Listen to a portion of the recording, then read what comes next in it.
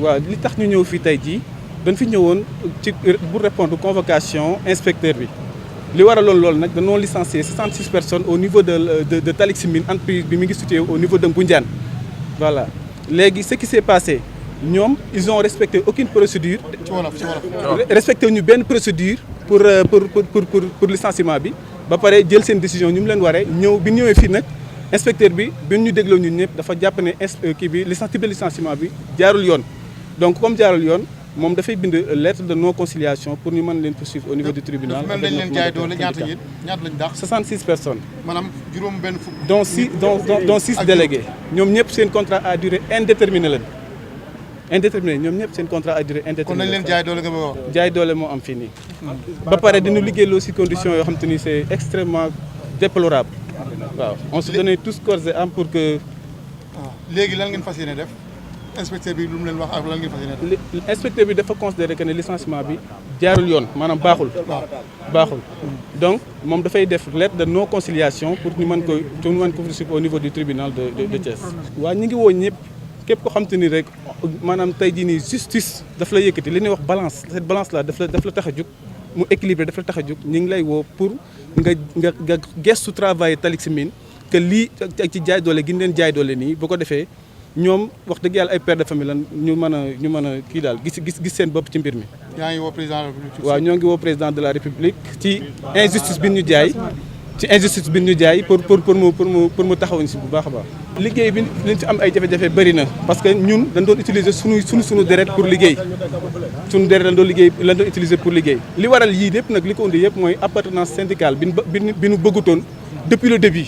loolu moo waral tey jii nii ñu licencier ñu leen neex bàyyi fa ñu leen neex loolu moo am.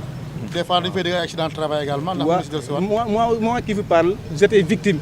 ki ma àndaloon dafa gaañu sur le coup. voilà donc tey jii bu ma taxawee fii vous voyez mes cicatrices yooyu yëpp foofu laa ko jëlee te bu doontoon yàlla tey sax mën na am deenaa bu yàgg. voilà c'est ce qui s'est passé. je me nomme Assane Diaw employé au niveau de Talix Mine dont son siège se situe au niveau de Ngoundiane.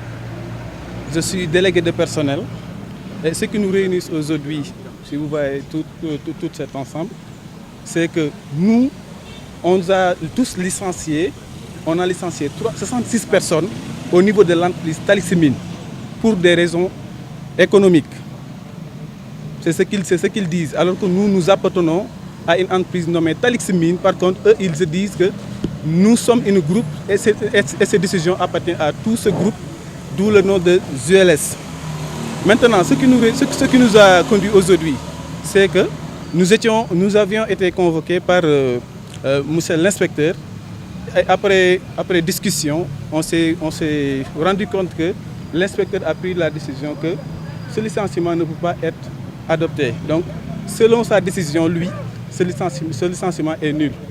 Par contre, nous allons poursuivre la procédure au niveau du tribunal en faisant une lettre de non-conciliation. Nous avions tous des contrats CDI. Nous avons tous des contrats à durée indéterminée. Voilà, ils ont licencié 66 personnes, dont 44 personnes avaient l'intention de le poursuivre au niveau de ces institutions juridiques. Est-ce que vous êtes satisfait par rapport à la réponse de l'instruction du travail? Effectivement, c'est ce qui est normal. Parce que depuis le début, on a entamé une procédure qui a été toujours respectée par M. l'inspecteur. Par contre, eux, ils ont fait des choses de façon abusive. Et ce licenciement peut être considéré de façon abusive. Après l'arrêt de non-conciliation, nous allons poursuivre ce dossier à l'aide de notre mandataire au niveau du tribunal de grande instance de Thiès pour que justice soit faite. Nous interpellons à tous les responsables de ce pays, y compris Monsieur le Président de la République, Bassirou Diomaye Faye, je lui rappelle que le Sénégal, c'est un pays de droit et nous voulons que justice soit faite dans ce dossier. Parce que li nekk suñu gannaaw ñi ñëpp ay pères de famille lañu buñ leen jaay doole ngeen bay seen jiite yéen ñëpp ñëw taxawlu pour insister xam lan moo xew fii vraiment loolu dañ koy rafetlu bu baax ci presse bi yéen a ngi def seen liggéey bu baax a baax di lancer un appel président de la République Bassirou Diomaye Faye vraiment li xew Talix Mine muy organe u baratal dafa jéggi dayoo teguwul fenn lépp jaay doole licencié 66 personnes si loo xam ne 64 personnes yoo xam ne teguwul fenn bàyyi fa ñu la ne yoo xam ne say goro ak say rakku jabar nga fa bàyyi def lu la neex am na ñu fa des de dañoo tànn parce que ñun dañoo dugg ci syndicat wu pour les syndicat bi pour entreprise bi tegu ci yoon parce que dafa am ay mortels yi fay am yoo xam ne ay accident yoo xam ne tegul fenn ba tey jii am na ñoo xam ne dara topp leen ci amul benn procédure boo xam ne topp nañ ko si lu mat 3 personnes dee nañ fa si loo xam ne tegul fenn kon loolu mënuñu continuer ñun ñuy jaay doole ci loolu mais ñun dëkkuñu Sénégal te Sénégal benn bopp la yoon moo fi nekk te yoon ñëpp la fi nekkal. da ngeen amoon contrat CDI. dañoo amoon contrat CDI tout le monde am na ñu fi def 15 ans ñi am nañu fi ay 10 ans di fa liggéey. nga xëy tey dàq leen nañ ñoo dàq ci licenciement économique boo xam ne tegul fenn amul waxtaan amul consensus amul bés dañoo xëy rek indi ñu ay kayit ne des na dàq ñu loolu nag duñ ko nangu tey duñ ko nangu suba lu mu laaj bu laajee ñu teg suñu bakkan dañ koy def.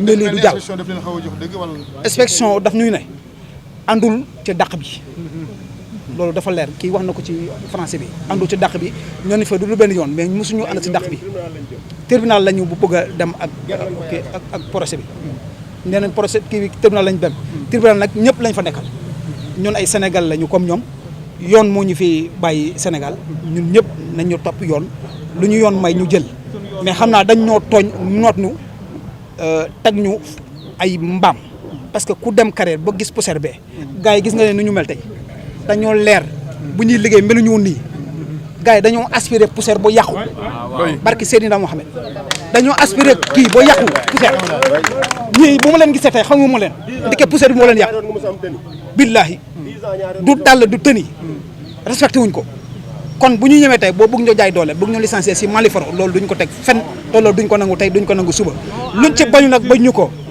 waaw justice nag am na Sénégal non à l'injustice duñ ko nangu tey duñ ko nangu suba te duñ ko nangu gannaaw suba lu mu laaj dañ ko ci def bi ñaata la travail bi nan ngeen doon liggéey ban heure ba ban heure 12 heures de temps lañ doon liggéey te 12 heures de temps yi 7 heures la ñuy xëy ba 19 heures man mii nekkoon man dama doon xëy 7 heures ba 20 heures parfois parce que man maa nekkoon ci sortie bi te musuñu ma fay li may continuer maanaam dafa am ku ma am ndey ku ma amul ndey waa ji ñu mu seqal ñooñu ku ñëw mu defal la salaire teg la foofu daal te ñoo duñu xëy ñu gont ñu liggéeyuñu fa dara ñun ñu amal entreprise bi njëriñ rek ñooñu considéré wuñu teguñu fenn buñ naree teg suñu bopp ci yoon nag dañuy def lii dafay jeex ci la ñu jëlee fii dàq ñu ne ñun si fini dootuñu liggéey foofu